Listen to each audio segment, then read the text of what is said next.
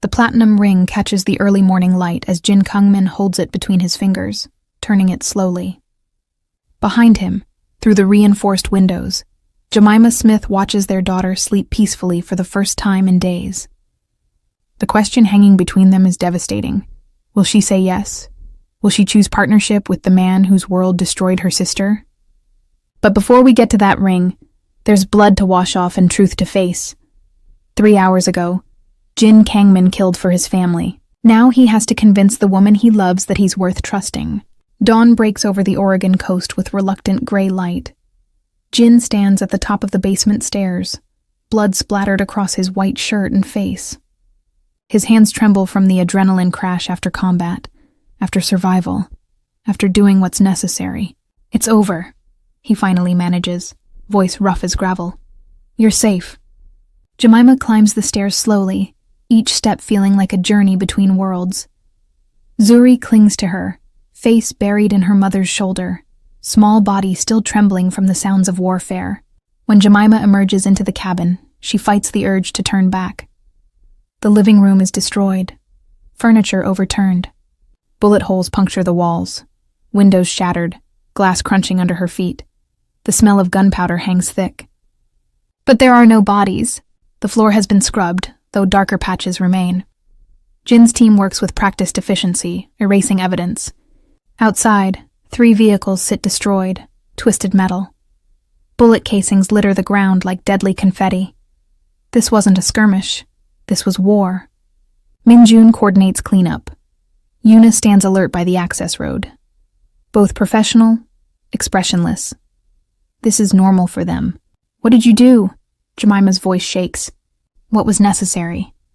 Jin's response is simple, direct. Jamaima carries Zuri to the bedroom and lays her down. The exhausted child falls asleep immediately, traumatized and drained. You're safe, baby girl, Jamaima whispers. Mama's here. Appa's here. You're safe now. The word Appa comes out unconsciously.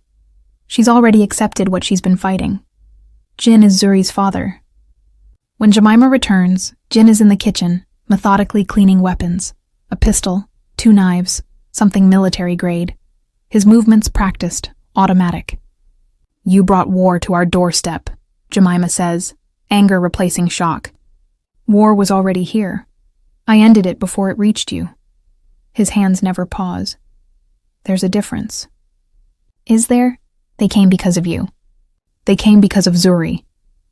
Jin looks up, eyes hard. Because she exists, because she's my daughter, because she represents leverage. I didn't bring war. I finished it. Jamaima sits heavily. Who were they?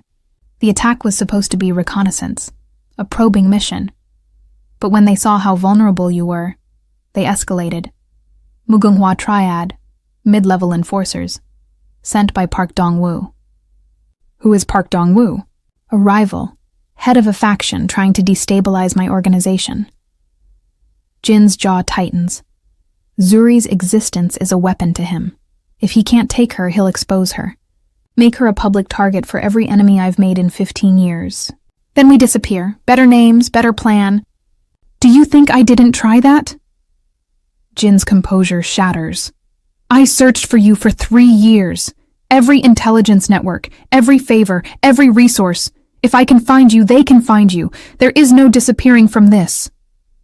He catches himself, lowers his voice. 37 countries, 243 false leads. If I, with everything at my disposal, can find you, then they can too. The truth settles over Jamaima. She's been living in an illusion. Jin sits, suddenly looking exhausted. There are only 2 paths now. Run forever, looking over your shoulder, waiting for the day they find you again. Or stand with me and build something they can't touch. Stand with you means surrendering to your world. It means becoming powerful enough that no one dares threaten our daughter. Jin leans forward. What I'm offering is partnership. You and me together. I can't be part of that world. I won't.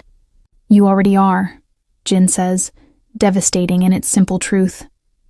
The moment you loved me, the moment you carried her, the moment you ran instead of going to authorities. You've always been part of it. You just pretended you weren't. The truth hits like a physical blow. He's right. Jin's expression softens. I'm not asking you to approve of my methods. I'm asking you to accept reality and let me protect you both. That's all. Minjun appears. We need to move them. This location is compromised. Yin nods. 1 hour. The next several days blur together. Jin moves them to a safe house south along the coast. A modern beach house, beautiful and isolated. Floor-to-ceiling windows overlook the Pacific, but they're reinforced. Security cameras in subtle positions. A fortress pretending to be a home. The first morning, Jamaima wakes to burning smell. She finds Jin attempting breakfast, currently smoking in the pan. Zuri giggles at the counter. Appa, it's on fire! It's not on fire, Jin insists, embarrassed. It's caramelizing. That's burning. Jamaima laughs, the first genuine laugh in days. There's something endearing about this powerful man defeated by breakfast. Let me, she says, taking over. Jin watches, vulnerable. I'm not good at domestic things, but I want to learn. Then I'll teach you. Over following days, a routine establishes itself. Jin teaches Zuri to count, reads her storybooks with his thick accent. One afternoon, Jamaima watches as Jin teaches Zuri basic taekwondo stances in the backyard. Play fighting, gentle, patient. Appa like this? Zuri asks, attempting a pose. Perfect. You're a natural fighter, Jin says, pride unmistakable. Like you? Jin's expression turns complicated. Better than me. You'll be so much better. That evening, putting Zuri to bed, the child asks, Is Appa staying forever? Do you want him to stay? Yes, Zuri answers without hesitation. He's nice, and he makes you smile sometimes. One evening, Jin falls asleep on the couch with Zuri on his chest, a storybook abandoned beside them. Jamaima finds them. This dangerous man rendered vulnerable by his sleeping daughter. She notices tears on his face even in sleep. This is how he grieves. For the 3 years he missed. For the first words he didn't hear. The first steps he wasn't there to witness. She covers them both with a blanket, her heart doing complicated things in her chest. The next day, Jamaima visits Mrs. Chen, her elderly neighbor. He's dangerous, Jamaima says without preamble. He's everything I ran from. His world killed my sister. Mrs. Chen pours tea, taking her time. He's also her father, and he's trying. I've seen many men in my years, child. Sometimes dangerous men love the most fiercely. Because they know what's at stake. Because they know what they could lose. That's what scares me, Jamaima admits, tears forming. The way he loves is terrifying. It's all-consuming. It's absolute, Mrs. Chen finishes, and that frightens you because you love the same way. You ran for 3 years to protect Zuri. That's absolute love too. You and Jin are the same. You just express it differently. That night, Jamaima can't sleep. She looks through old photos on her phone, pictures from Seoul before everything went wrong. There she is at an art gallery opening where she first met Jin. He's in the background, watching her with an intensity that should have warned her. There they are on a rooftop restaurant, the city glittering behind them. She's laughing, head tilted back, caught in pure joy. She remembers discovering his real identity. Not the businessman he'd claimed to be, but the head of the Chayansa Syndicate. Her horror, her immediate instinct to run, and his response. This is who I am. I can't change what I am. But I can promise that with me, you'll always be protected. I can't offer you normal, but I can offer you everything else. And she'd stayed. God help her, she'd chosen love over safety. Right up until Kennedy died and made the cost too real. Around midnight, Jamaima gives up on sleep and goes downstairs. She finds Jin on the back deck, standing watch, ever vigilant. Can't sleep? He asks quietly. No, you? I haven't slept much for 3 years. They stand in silence, listening to waves crashing against the shore. Finally, Jamaima asks, Why does she matter so much to you? Why search for 3 years for a child you'd never met? Jin is quiet for so long she thinks he won't answer. When he finally speaks, his voice is raw. because she's the only pure thing I've ever created. Everything else I've touched has turned to blood and ashes. Every decision I make adds to the body count. But her, Zuri, she's light. She's proof I'm capable of something good. She's proof I'm more than the sum of my crimes. The vulnerability steals Jamaima's breath. She asks about you when you're not here, she admits. I hate that she's attaching to you, because you're going to leave eventually, or you're going to die violently, and she'll be destroyed. Jin turns to face her. I have no intention of dying, and no intention of leaving, not ever again. I'm not my father. I'm not the old guard who believed violence was the only language. I'm building something different. For her. I'll change whatever needs changing. Men like you don't retire peacefully. Then I'll be the first. The conviction is almost frightening. I'll rewrite the rules. Watch me. Jamaima feels tears forming. Kennedy died because of your world. My baby sister. She was 23. She was visiting me, wanted to meet you. And she died in crossfire meant for someone in your organization. I know. Jin's voice breaks. I remember everything about that night. The rain. The chaos. The Mugongwa Triad faction that staged the attack. Kennedy was wrong place. Wrong time. I saw her body before you did. I was the one who told you. I watched something die in your eyes that night. Then you know why I ran. I do. And I spent 3 years wishing I'd run with you. But I can't change the past. I can't bring Kennedy back. I can't undo the blood on my hands. But I can ensure Zuri never becomes another casualty. I can ensure Kennedy's death wasn't meaningless. How? By making Zuri part of your empire? By transforming the empire into something she can inherit without shame. Jin's intensity increases. I have a plan. Over the next days, Jin shows Jamaima exactly what he means. He spreads documents across the dining room table. Business plans, legal consultations, partnership agreements. This is extensive, Jamaima says, impressed. 5-year plan. By the time Zuri is 8, I'll be something different. The transition is already beginning. Jin points to documents. Technology accounts for 30% of our revenue now. Real estate is 25%. We're becoming legitimate. You think you can just wash blood off with money? No. But I can build walls so high that she never has to see the blood. She'll have choices I never had. And if she wants nothing to do with your empire, then she walks away with my blessing and protection. I'm building this so she has options. But she'll never be vulnerable. That's non-negotiable. 2 days later, another security breach. Alarms sound. Jin's team moves with practiced efficiency. Jin has Jamaima and Zuri in the reinforced safe room within 90 seconds. But this time, Jin stays with them. What's happening? Jamaima demands, holding Zuri close. Jin's phone streams security camera feeds. They watch as his team intercepts a single man at the property line. A journalist with camera equipment and press credentials. A journalist, Jamaima breathes. Jin's expression turns grim. Park's new strategy. If he can't take Zuri, he'll expose her existence, make her public knowledge, turn her into a target for everyone. The journalist is detained. Jin reviews the footage, jaw tight. This is just the beginning, he says quietly. Park will try every outlet to make Zuri's existence public. The headlines write themselves. Then we need to finish this, Jamaima says with conviction. Now, whatever it takes. Jin looks genuinely surprised. I thought you wanted me to avoid violence. I want my daughter safe. Do what you do best. But do it smart. Do it final. Something shifts in Jin's expression. It's already in motion. Tonight, Park Dongwoo's world ends. Not with violence, with precision. What follows is the longest night of Jamaima's life.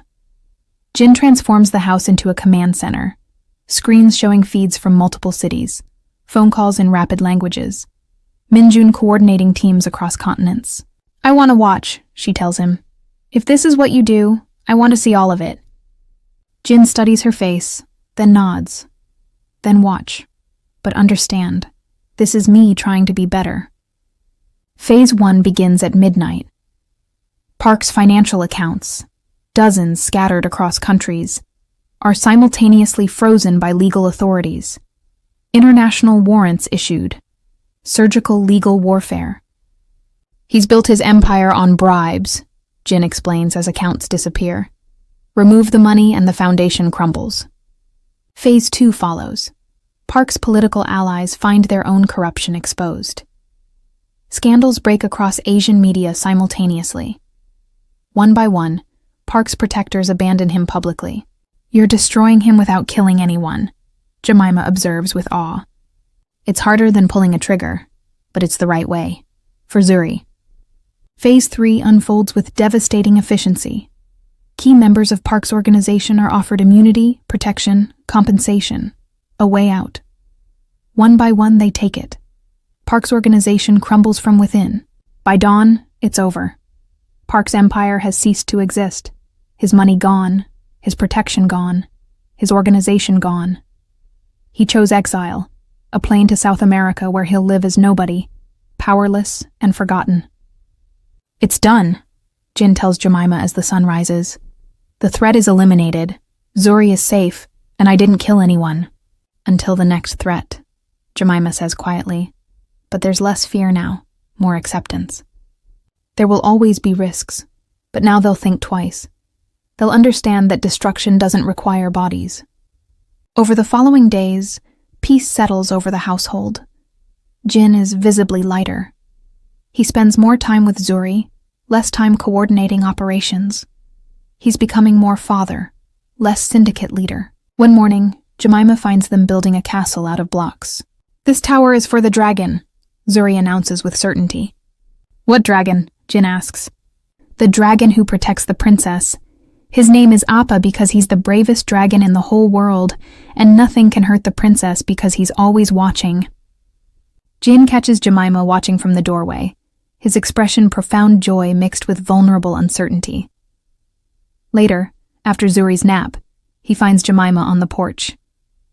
I need to ask you something, he says, nervousness in his voice. He pulls out a small velvet box. Inside is a platinum ring.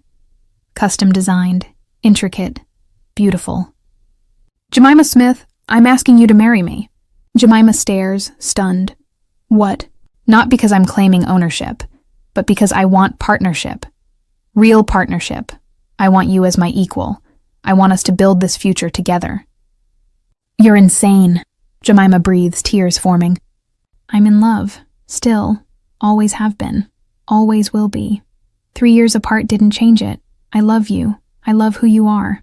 I love your strength and your stubbornness. Tears stream down her face. You think a ring fixes 3 years of running? Fixes my sister's death? Fixes the danger? No. Jin's voice is gentle but honest. But it's a start. A promise. A foundation. I can't change the past. Kennedy's death will always be between us. But I can offer you a different future, where we face threats together, where we protect Zuri together, where we build something that honors Kennedy's memory. Jamaima studies the ring. I have conditions. Non-negotiable. Hope flickers in Jin's eyes. Name them. Zuri knows the truth when she's old enough. All of it. Your past, what you've done, why I ran, everything. No lies. Agreed. She chooses her own path. Not heir, not obligation. Her choice, always. She'll have my protection and resources, but never my chains. She'll be free in ways I never was. And we do this as genuine partners. I'm not decorative. I'm not silent. I have a voice in every decision. Jin actually smiles. I would expect nothing less. You've always terrified me. That's one of the things I love most. Good. Stay terrified. It'll keep you honest. Jamaima slides the ring onto her finger.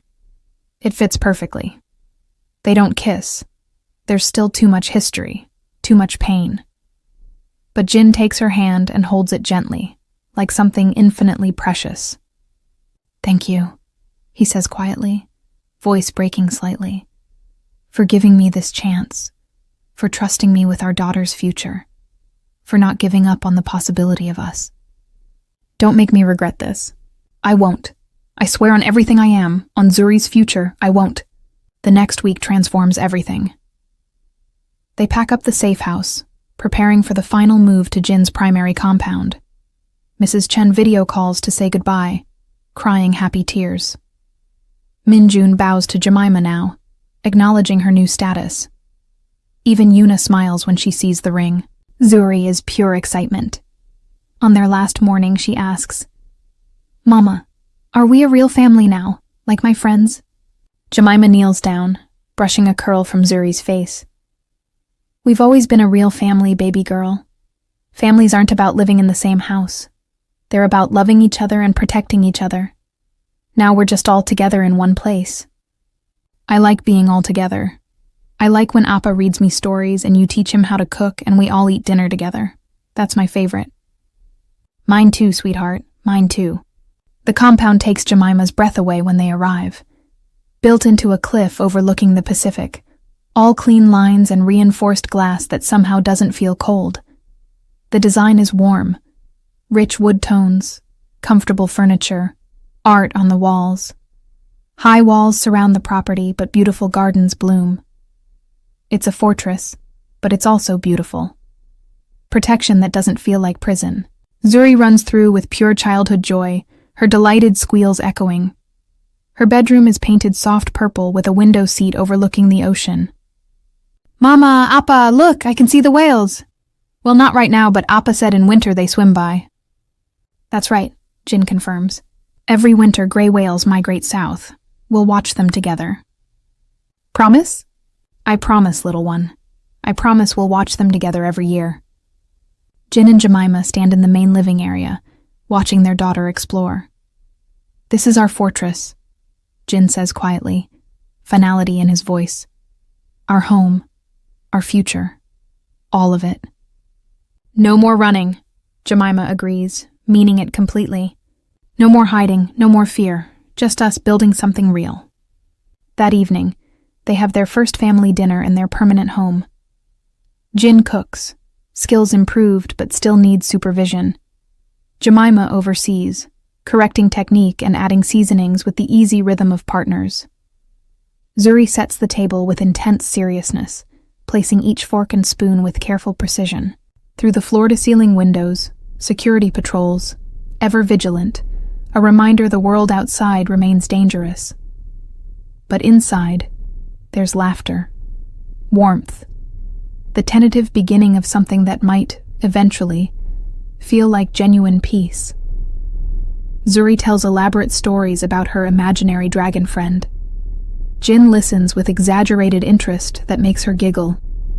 Jamaima watches them both and feels her heart expanding painfully, making room for this new reality. Later, after Zuri is asleep in her new bedroom, clutching her favorite stuffed rabbit, Jin and Jamaima stand together on the master bedroom balcony. The ocean stretches endlessly before them, dark and powerful under a sky full of stars that seem impossibly bright this far from city lights. Jin takes her hand, the one wearing his ring, the one that symbolizes their impossible choice to build something together. "No regrets?" he asks quietly, vulnerability clear. Jamaima considers the question with complete honesty. "Some days I'll have regrets. Some moments I'll be terrified of what this means, what dangers still exist. But then I look at Zuri, how happy she is, how safe she feels, how she lights up when you enter a room, and I know this was right. Difficult, complicated, imperfect, but fundamentally right." "I love you," Jin says, wonder in his voice like he still can't quite believe he gets to say it out loud. "I need you to know that. Not possessively, not as ownership, just completely, wholly with everything I am. You and Zuri are everything that matters. Everything I do, everything I build, it's all for you." "I love you too," Jamaima answers without reservations.